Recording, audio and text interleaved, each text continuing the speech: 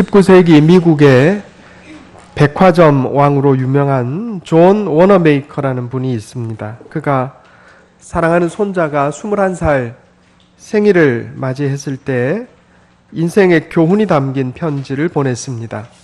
손자야, 이제 성인이 된 너에게 할아버지가 그동안 살면서 깨달은 교훈을 몇 가지 전해주고 싶구나.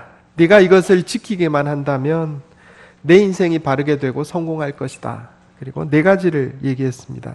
첫째로 꾸준하고 열심히 일하는 근면합니다. 그랬어요. 근면. 둘째로 말과 행동이 진실한 것이다. 그랬어요. 진실하게 살아라. 세 번째로 일을 신속하게 잘 처리하는 유능합니다. 사람이 아무리 좋아도 무능하면 그것도 좀 인생이 어렵다 이런 얘기예요. 네 번째로 작은 일을 소홀히 하지 않고 큰 일을 두려워하지 않는 명예로움이다 그랬어요.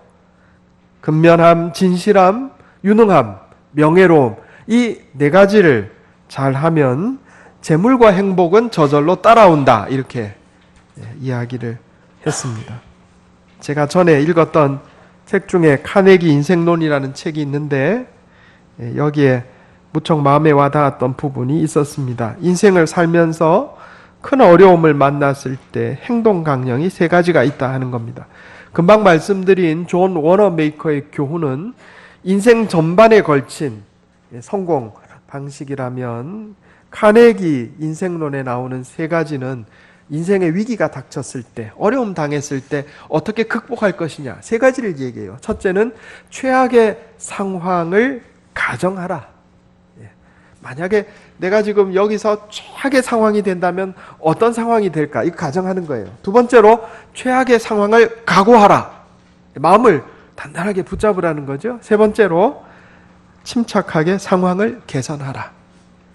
최악의 상황을 가정하고 각오하게 되면 그 다음에 담대함을 얻어서 그 상황을 개선할 수 있다 이런 얘기죠. 근데 우리가 사실 살다 보면 항상 최악의 상황이 닥치는 것만은 아니거든요. 그러니까 잘 이겨낼 수 있다 이런 얘기입니다. 제가 2주 전에 여호수아서에 나타난 그리스도인의 인생 경영 원리에 대해서 말씀드렸습니다. 그리스도인이 인생 전반에 걸쳐서 어떻게 살아가면 복을 받는가 3가지 말씀드렸죠. 기억나세요? 첫째로 뭐죠? 자신을 성결하게 하라. 자신을 성결하게 하라. 두 번째가 뭐죠? 자신의 성결하게 하라. 3가지가 있다 그랬어요. 영적 성결, 사상적 성결, 육체적 성결. 그죠? 그 다음 뭐예요? 언약궤를 앞에 두라. 그랬어요. 언약궤 안에 3가지가 있어요. 10계명에 기록된 2돌판, 말씀 따라 살아라. 이런 얘기죠. 그 다음에 만나가던 항아리, 뭐죠? 하나님의 은혜를 구하고 그 은혜 안에서 살아라. 내 힘으로 살려 하지 말고. 세 번째로 아론의 쌍난 지팡이라 그랬어요. 영적 질서를 존중하라. 이 3가지 지키면 인생에 큰 어려움이 없이 잘 된다 이런 얘기입니다. 그리고 뒤에 기념비를 두라 그랬어요. 이것은 그리스도인의 성공적인 삶을 위한 일반적인 원리라 이렇게 얘기할 수가 있겠습니다. 오늘 말씀의 주제는 좀 더 구체적인 대로 나아가려고 합니다. 인생의 여리고 성과 같은 위기와 어려움을 만났을 때 어떻게 해야 되는가? 오늘 본문 말씀을 통해서 한번 살펴보려고 합니다. 여리고성은 인생의 변곡점을 상징합니다. 인생이 급격하게 변화되는 시점이 있어요. 넘어야 할 큰 벽을 의미합니다. 고등학교를 마치고 사회에 나가는 시점, 인생의 변곡점이에요. 여리고성과 같은 큰 벽이에요. 취직하고 결혼할 때 인생에 큰 변화가 옵니다. 이것도 변곡점이에요. 직업을 바꾼다든지 사업을 새로 시작할 때, 병이 나서 수술받고 치료해야 할 때, 이거 인생의 변곡점이에요. 인생의 큰 위기의 상황, 여리고성과 같은 어려움이 여기에 해당된다 이런 얘기입니다.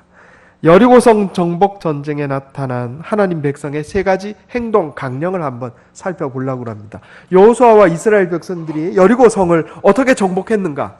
여리고성과 같은 큰 변화와 어려움을 어떻게 이겨냈는가? 그걸 한번 살펴보려고 그래요.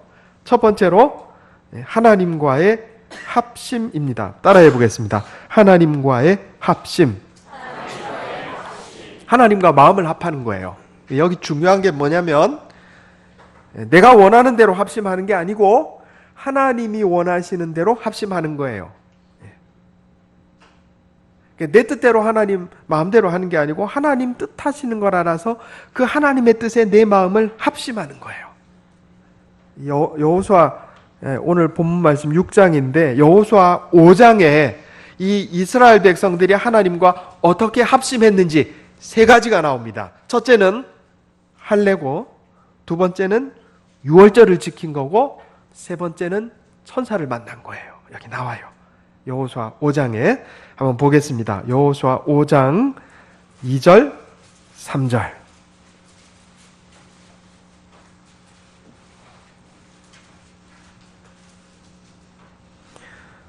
같이 한번 읽어보겠습니다. 여호수아 5장 2절 3절 같이 읽겠습니다. 시작. 그때 여호와께서 여호수아에게 이르시되 너는 부싯돌로 칼을 만들어 이스라엘 자손들에게 다시 할례를 행하라 하시매 여호수아가 부싯돌로 칼을 만들어 할례산에서 이스라엘 자손들에게 할례를 행하니라. 아멘. 또 여호수아 5장 10절 한번 보겠습니다. 여호수아 5장 10절 같이 읽겠습니다. 시작. 또 이스라엘 자손들이 길갈에 진쳤고 그달 14일 저녁에는 여리고 평지에서 유월절을 지켰으며. 아멘. 할례라고 하는 것은 남성의 몸 일부를 잘라내는 수술입니다. 오늘날 포경수술 같은 거예요. 그런데 의미가 다르죠. 오늘날 포경수술은 위생 때문에 하는 거지만 이스라엘 백성들의 할례는 그 의미가 세례하고 비슷한 거예요. 세례. 우리가 하나님의 백성이 되었다. 이런 증표다 하는 이야기입니다. 할례는 이집트 노예의 신분에서 내가 이제 하나님의 백성이 되었다 하는 것을 증명하는 의식이에요. 그런데 우리 자녀들 이 포경수술 해보신 분들은 알겠지만은 이거 수술하고 나면 한 일주일은 잘 못 움직입니다. 아파서. 오늘날은 그래도 뭐 주사라도 놓고 말이죠. 약도 먹고 해서 곰고 그러진 않죠. 옛날에 그거 뭐 그런 것도 없이 부싯돌로 칼 만들어갖고 자르면 일주일은 꼼짝 못하는 거예요. 그런데 바로 코앞에 난공불락의 여리고성을 앞에 두고 하나님이 이스라엘 백성에게 할례를 행하라 이렇게 말씀하셨어요. 군사적으로 대단히 위험한 일이었어요. 창세기에 보면 야곱의 아들 시므온과 레위가 세겜성 사람들에게 계략을 써서 할례를 행하게 하고 그 사람들이 잘 못 움직일 때 기습을 해가지고 전멸시킨 예가 있어요. 동일한 일이 일어나지 말라는 법이 없단 말입니다. 그런데 하나님께서 이스라엘 백성들 난공불락의 성 여리고성을 앞에 두고 말이에요. 할례를 행하라 그러셨어요. 이것은 우리가 무슨 일을 하느냐가 중요한 것이 아니고 우리가 하나님과 어떤 관계에 있느냐가 더 중요하기 때문에 그렇습니다. 여러분, 우리 인생에 어려운 일이 여리고성과 같은 그런 위기의 상황이 내 앞에 닥쳤습니까? 어떤 일을 하는 게 중요한 게 아니에요. 하나님과 나와의 올바른 관계를 세우는 것이 무엇보다 중요하다 이런 얘기입니다.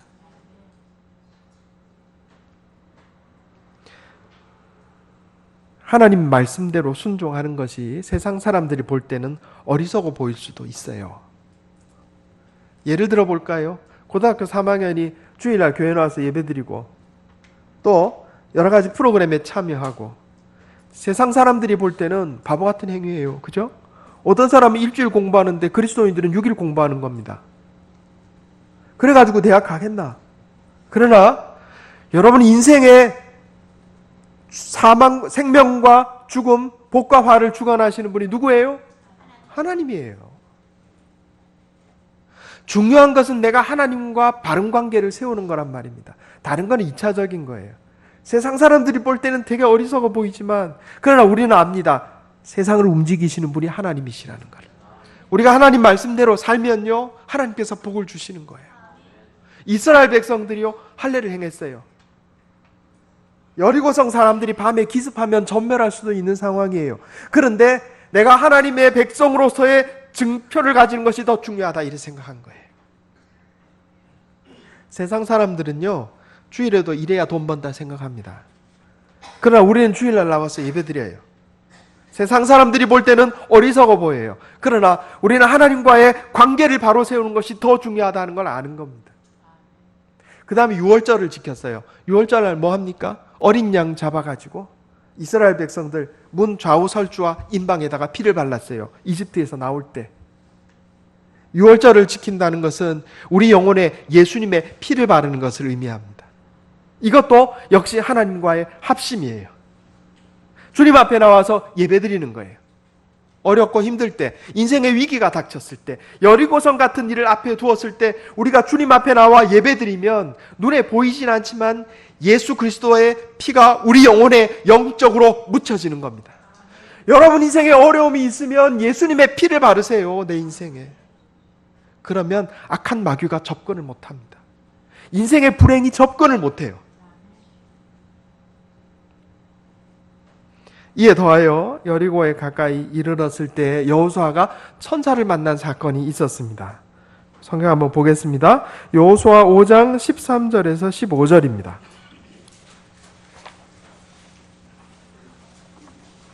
제가 읽겠습니다. 눈으로 한번 따라 읽어주시기 바랍니다. 여호수아 5장 13절. 여호수아가 여리고에 가까이 이르렀을 때 눈을 들어본즉 한 사람이 칼을 빼어 손에 들고 마주 서 있는지라. 여호수아가 나아가서 그에게 묻되 너는 우리를 위하느냐 우리의 적들을 위하느냐 하니 그가 이르되 아니라 나는 여호와의 군대 대장으로 지금 왔느니라 하는지라. 여호수아가 얼굴을 땅에 대고 엎드려 절하고 그에게 이르되 내 주여 종에게 무슨 말씀을 하려 하시나이까. 여호와의 군대 대장이 여호수아에게 이르되 내 발에서 신을 벗으라. 내가 선 곳은 거룩하니라 하니 여호수아가 그대로 행하니라. 아멘.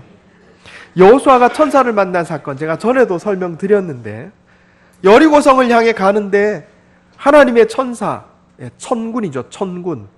천사 중에 천군 대장이 칼을 빼들고 서 있는 거예요. 그래 여호수아가 딱 보고 당신은 우리 편입니까? 여리고성 편입니까? 이렇게 질문을 했어요. 그러니까 천사의 대답이 뭐예요? 당연히 너희 편이지 이렇게 대답할 줄 알았는데 그게 아니고 뭐예요? 아니라 나는 너희 편도 아니고 여리고성 편도 아니야. 나는 하나님 편이야. 이렇게 대답한 거예요. 이때 여호수아가 깨닫습니다. 아, 내가 지금 마음가짐을 잘못 갖고 있구나. 하나님을 내 편 만들 게 아니고 내가 하나님 편이 돼야 되는데 내가 지금 자꾸 하나님을 내 편 만들려고 그러는구나. 그래서 천사가 너 발에서 신을 벗으라 할 때 여호수아가 자기 발에서 신을 벗습니다. 신을 벗는 것은 노예예요. 노예는 신발이 없습니다. 내가 하나님 뜻대로 주님의 종으로 나아가게 하겠습니다. 이렇게 결심한 거예요. 여호수아 5장은 하나님과의 합심입니다. 인생의 여리고를 만났을 때 하나님과 합심하라. 할례를 행함으로, 마음의 할례를 행함으로 내가 하나님의 백성임을 고백하라 하는 거예요. 그리고 유월절을 지킴으로 우리가 주님 앞에 나와 예배드림으로 예수 피를 내 삶에 바르라 하는 거예요. 내 영혼과 내 삶에 예수 피를 발라라. 그리고 하나님을 내 뜻에 맞추려고 하지 말고 내가 하나님의 뜻에 복종하라 하는 거예요. 이렇게 하나님과 합심하면 하나님이 우리 인생의 문제를 해결해 주십니다. 우리 주님 예수님께서도 감람산에서 기도하실 때 마지막에 어떻게 기도하셨어요? 주여 내 뜻대로 마시고 주님 뜻대로 하옵소서. 그거예요. 내 뜻을 하나님 뜻에 맞춘 거예요. 두 번째로 말씀에 대한 순종입니다. 따라해 보겠습니다. 말씀에 대한 순종. 우리가 이 여리고성 이야기는 잘 알고 있습니다. 하나님께서 여호수아에게 명령하시기를 하루에 한 바퀴씩 여리고성을 돌아라. 그리고 맨 마지막 날 7일째는 7바퀴 돌아라. 그리고 외치라 할 때 외쳐라. 그리고 그동안은 침묵하라. 이렇게 명령하신 거예요. 이스라엘 백성들은요 6일 동안 여리고성을 하루에 한 번씩 돌고 7일째는 7바퀴 도는 이 명령에 순종했습니다. 만약에 그 이전에 5장에 나온 것처럼 할례를 행하고 유월절을 지키고 그리고 천사를 만나서 여호수아가 신발을 벗어서 하나님 뜻에 복종하고 이 과정이 없었다면 여리고성 하루에 한 바퀴 돌고 7째 날 7바퀴 돌으라는 명령에 순종할 수 있었을까? 어려웠을 거예요. 하나님께 합심했기 때문에 순종할 수 있었던 겁니다.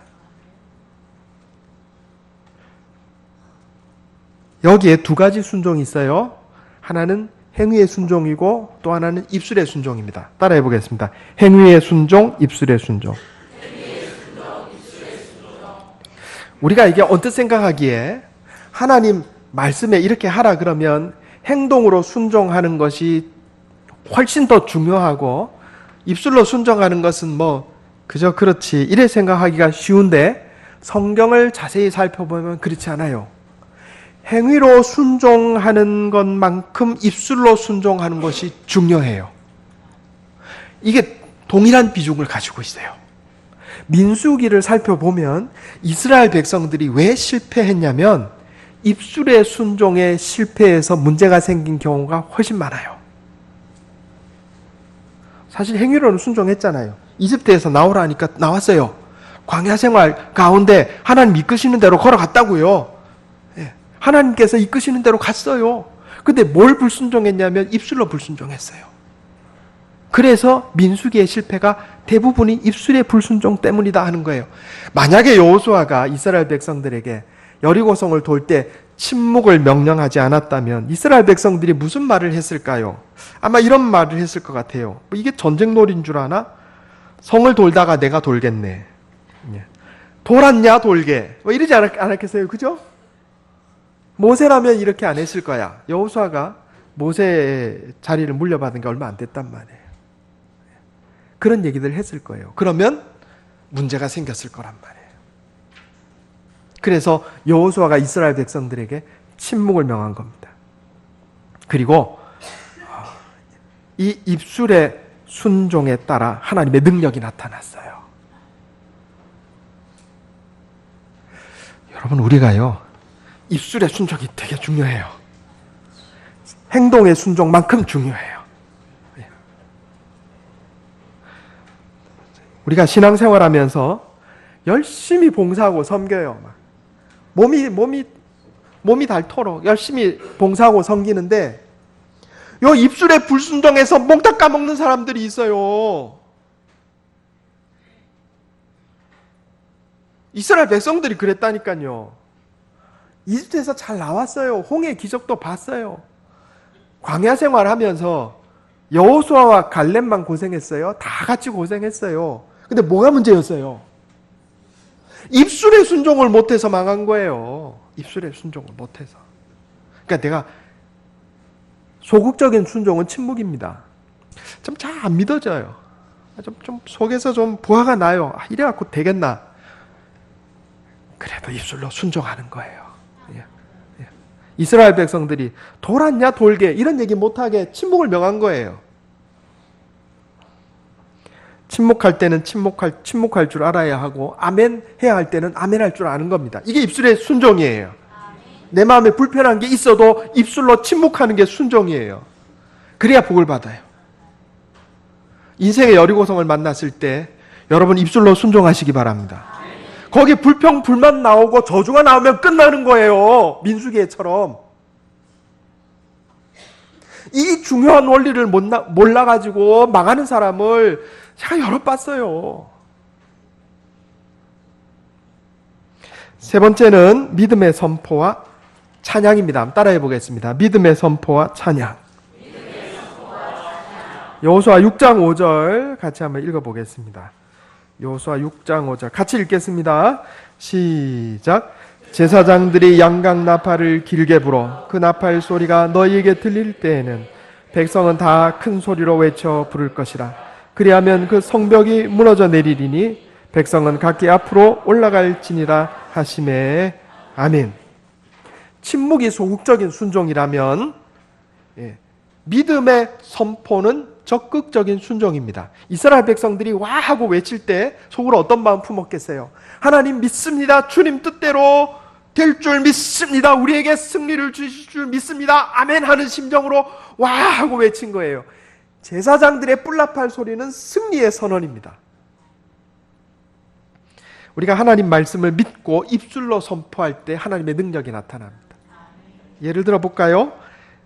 창세기 22장에 보면 아브라함과 이삭 얘기가 나와요. 하나님이 이삭을 번제로 바치라 이렇게 말씀하니까 아브라함이 이삭 데리고 가잖아요.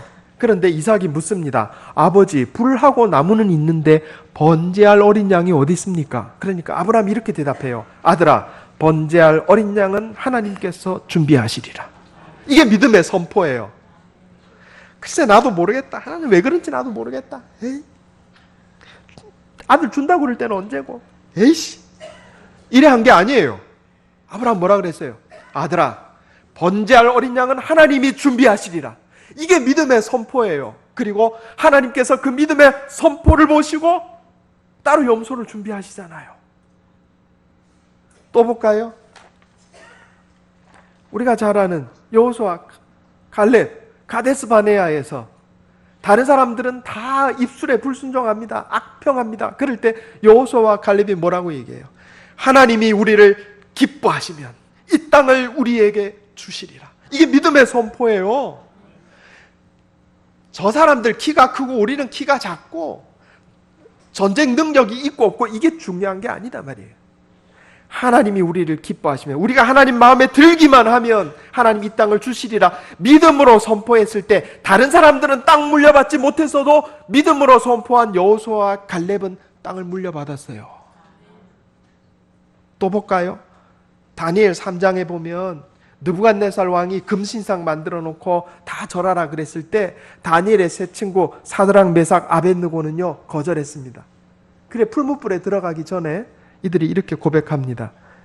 하나님이 우리를 풀무불 가운데서 건져내시겠고 왕의 손에서 건져내시리이다. 그리 아니하실지라도 우리는 우상 숭배 안 하겠습니다. 그랬어요. 믿음의 선포예요. 이 믿음의 선포가 외쳐졌을 때 하나님의 능력이 나타났어요. 믿음의 선포라는 게 다른 게 아니에요. 하나님 말씀, 성경에 보면 하나님의 약속의 말씀 있잖아요. 그럼 내 어렵고 힘든 상황에 주님 이렇게 말씀하셨으니 그대로 될 줄 내가 믿나이다. 마태복음 6장 33절에 너희는 먼저 하나님의 나라와 그 일을 구하라. 그리하면 이 모든 것을 너희에게 더하시리라. 먹는 것, 마시는 것, 입는 것 너희에게 더하시리라. 주님 내게 말씀하셨으니 내가 믿나이다. 내가 재물 따라가는 인생 살지 않고 주님 말씀 순종하고 주님 따라가는 인생 살겠나이다. 언약궤 따라가는 인생 살겠나이다. 아멘하고 외치고 나가는 거예요. 이게 믿음의 선포입니다. 어렵고 힘들 때 주님 우리를 고아와 같이 내버려 두지 않겠다고 약속하셨사오니 주님 나를 도와주실 줄 믿나이다. 내가 믿고 나가겠나이다. 아멘. 이게 믿음의 선포예요. 나면서부터 내게 안긴 너희여 백발이 되기까지 내가 너희를 안고 너희를 업으리라 말씀하셨사오니 주님 나를 도와주실 줄 내가 믿나이다. 이게 믿음의 선포예요. 믿음의 선포하는 자에게 주의 능력이 나타나요. 침묵으로 소극적인 순종에서 더 나아가서 믿음의 선포로 적극적으로 순종하는 거예요. 이스라엘 백성들이 그래서 승리한 거예요. 여리고성이 무너진 사건은 역사적 사실입니다. 과학적으로 가능한 이야기예요. 제가 한번 말씀드렸는데 전에 서울의 광진구에 테크노마트라고 하는 고층 건물이 있습니다. 이 전자제품 팔고 이러는 데인데 한 번은 갑자기 흔들렸어요. 갑자기 막 건물이 흔들린 거예요. 그래서 난리가 났어요. 전문가들이 들어가서 조사를 했습니다. 이것도 전에 삼풍 백화점 무너진 것처럼 혹시 무너지는 거 아닌가 싶어가지고 조사를 했는데 결론이 뭐냐면 그 테크노마트 건물에 입주해 있는 중에 그 헬스클럽이 있는데 헬스클럽에 아침에 아줌마들이 그 에어로빅 하잖아요. 이거. 한 100명 정도가 이 에어로빅 하는데 발을 이렇게 쿵쿵쿵 이렇게 구른단 말이에요. 이런 거 합니다. 그죠? 하더라고요. 그런 거. 옷도 막 이쁘게 입고 하시더라고요. 그런데 요게 건물의 진동수하고 일치가 돼가지고 이 건물이 흔들린 거라는 거예요. 과학자들이 결론을 그렇게 내렸어요. 이제 어떤 이 사물마다 고유의 진동수가 있는데 그 진동수하고 일치가 되면 요게 막 흔들립니다. 뭐하고 비슷하냐면 시소란다. 그네 여러분. 그네가 처음에 발을 살짝 구르잖아요. 그게 별로 힘이 없는 것 같은데 처음에 살짝 흔들리다가 나중에는 막 엄청나게 흔들리잖아요. 제가 전에 텔레비전에서 본 적이 있어요. 미국에서 이 바다에 다리를 건설했는데 현수교입니다. 줄로 연결된 현수교. 그런데 그 사이에 바람이 불어요. 바람이 부는데 요 바람이 막 심하게 부는 것도 아니에요. 태풍 분 것도 아니고 그저 조금 강한 바람이 부는데 이 바람하고 이 다리에 그 진동수가 일치한 거예요. 그게 무슨 얘기냐면 근해 효과가 나타난 겁니다. 그래서 이 쇠줄로 만든 엄청난 큰 다리 현수교가 막 근해 흔들리듯이 사정없이 흔들리더니 바람이 세게 분 것도 아니에요. 와르르 무너진 거를 제가 본 적이 있어요. 기록 영화에서. 실제 있었던 일입니다.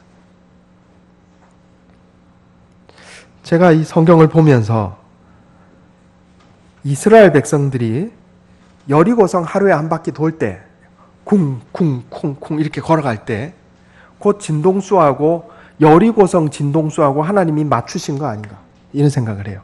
하나님이 그건 못 하시겠어요. 그래서 하루에 한 번씩 돌아가고 좀 흔들어 놓은 다음에 마지막 7째 날에는 7번 쿵쿵쿵쿵 이래가지고 확 흔들어가지고 와 하고 외칠 때 와르르 무너지게 만드신 거예요. 이 세상에는요 우리가 다 알지 못하는 신비한 일이 많아요. 3500년 전에 그처럼 역사하셨던 하나님께서 그 하나님의 지혜와 권능으로 오늘날 우리 인생에도 역사하심을 믿으시기 바랍니다. 스탠리 템이라고 하는 미국인 사업가가 있습니다. 그가 고등학교 졸업할 때 20살인데 미국 사람들은 고등학교만 졸업하면 독립하잖아요. 사업을 시작했는데 얼마 지나지 않아서 완전히 실패해서 망하고 말았어요. 그러나 그는 낙심하지 않고 하나님 앞에 기도했습니다. 하나님, 내가 사업 실패했는데 성공하게 해주세요. 그러니까 하나님 음성이 들려왔어요. 실망하지 말아라. 만약에 너가 너의 사업을 나에게 주면 내가 너에게 복을 주고 성공하게 하리라. 그럼 기도의 응답을 받은 거예요. 그리고 열심히 일했습니다. 37달러, 우리 돈으로 37,000원, 뭐 좀 옛날이니까 좀 돈은 더 됐겠죠. 사업을 새로 시작했는데 아침마다 성경 읽고 기도하고 하나님 말씀 따라 사업을 하고 하나님의 지혜를 구해서 사업을 하고 이래 사업이 잘 됐어요. 그리고 그는 하나님 앞에 결심을 합니다. 주님, 내 사업의 51%를 하나님께 드리겠습니다.